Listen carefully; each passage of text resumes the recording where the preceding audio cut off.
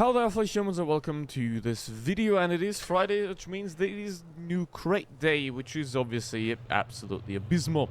Now, what they have done this time is they released a new tank, and that is the Skoda T56. And obviously it is in crates, so immediately just ignore it. The drop chance is 5%.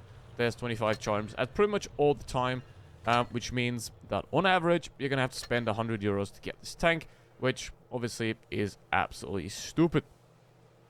Now, obviously, I don't have it because of that.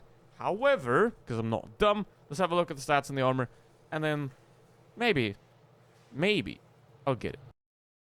Now let's look at the stats of this vehicle, and as you can see already, the DPM is quite bad at 1,806. Now, obviously, it has 450 alpha damage, which is higher than the Object 2 FTU, and also a lot higher than most other tier 8 heavy tanks, which definitely is nice. But obviously, the DPM is significantly worse than a E75 TS, for example, which is a lower alpha damage, higher DPM vehicle. Then the same goes for the weapon handling. It is absolutely garbage at 2.4 seconds aim time and 0.38 accuracy. For example, E75 TS has 0.31, while a still not very accurate tank like the ML1 has 0.34, and even that is significantly more accurate than the Skoda. Then, the gun depression, you have 8 degrees, which is obviously very nice, but it is no 10 degrees of what other tanks like this can offer, so nothing special again there, nothing outstanding so far about this vehicle. Then the powder weight ratio, again, it's better than something slow like an E75 TS, but it is worse than the Object 2 FTUs. We look at the armor. I mean, obviously we can completely ignore this because this is only test players, so that doesn't, I mean, it doesn't really matter anyway because all the win rates are above 50%, which doesn't work. But anyway, now let's have a look at the armor here. 229 on turret. But obviously the actual armor angles aren't really that important. As you know, the main downside of the 2FTU is the lower plate, which, by the way, the Object 2FTU is in the shop right now as well. So we're going to have to watch out for that too, right? So now, obviously, as we know, the Object 2FTU is in the shop, and I made the video about that a couple of days ago, so you can check that out as well. Now, the upper plate of this tank looks weak, but it isn't because it's very well angled. However, you do have a cupola that can be penned quite easily. It's also sticks out quite a bit, so don't expect to be safe when you hold down on flat ground. If you use the gun depression, it is going to be somewhat hidden, but it is still actually shootable.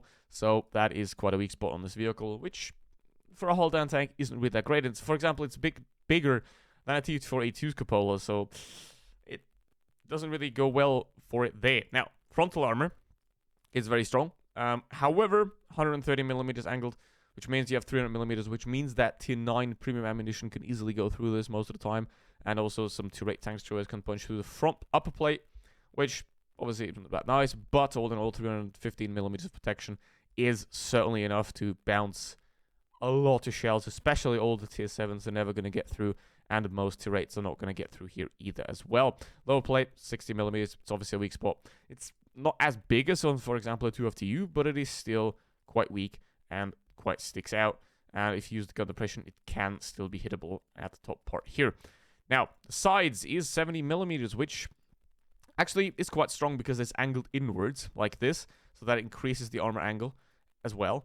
So basically, this thing is good at side scraping unless you side scrape from this side. So basically, you have to try to side scrape for this side because obviously the cupola on the other side. If you side scrape like this and the wall's here, you're gonna be able to side scrape, but they're still gonna be able to hit the cupola. So there's that.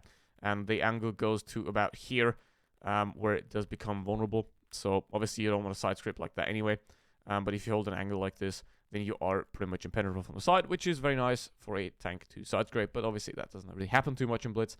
But yeah, what you have to watch out for is the lower plate. Obviously the entire turret section here is impenetrable, but that does get made worse by the cupola on top. And now it is time for the painful part, and that is wasting my own money to show you that you don't actually get a tank. And, well, if you want to support the channel, don't forget to like, subscribe, and also maybe become a member via the join button. So now, let's have a look at these two crates. What is in there? I spent 5 euros on these two. On one crate, and I got one for free. So, 7 days of premium, and there is that. So what I'm going to get for the second one, and that is, again, 1 day of premium and 1,500 gold. If we take a look at the shop here, 7 days of premium and 1,500 gold. We're going to end up at around 5 euros. So I didn't lose anything. I didn't make anything up. But then again, I spent money on something I didn't want to get something I do want, which is exactly the point of these crates. Like, they want you to spend money on things you don't need, like crates, like boosters, whatever, so that you then get the tank, and that way you overpay massively for the tank. But, ladies and gentlemen, what if I told you there is a vehicle that has better DPM, that has better accuracy, that has better mobility, and that has very, very similar armor as well?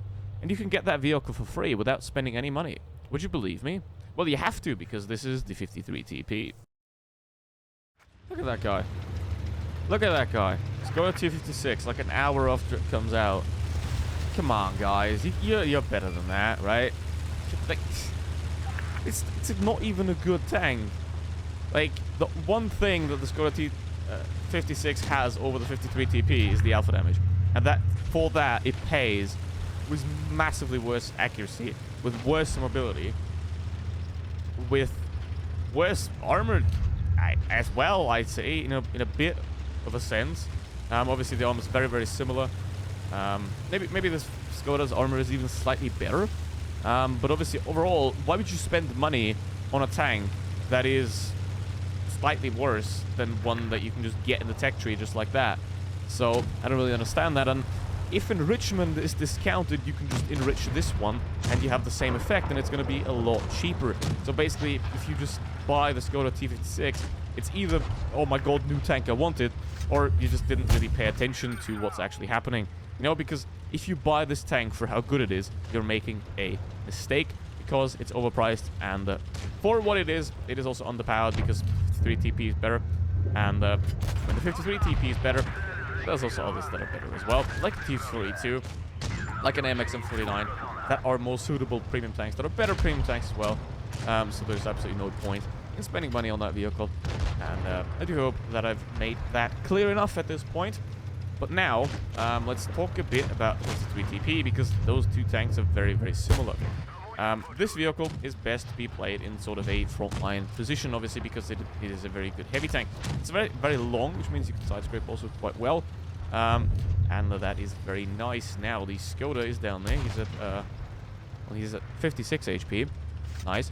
And now he's not. And that's APCR straight through his upper plate, by the way. Now, obviously, the 50 TP has a one weak spot. That is this bent plate at the front that goes around that the Skoda does not have. But then again, the Skoda does have a quite weak lower plate, so it basically just makes the weak spot on this thing a bit longer. And as you can see, the massively better accuracy on this vehicle allows you to hit shots a lot better. Because, I mean, yes, you do have the 30 more alpha damage, but if you can't hit anything, it does not matter what your alpha damage is. And also the DPM is worse. So even though you have marginally better alpha damage, you do lose that in the DPM as well. So there is that. And there's also no difference in gun depression. So why again should you buy the Skoda? I'm confused, right?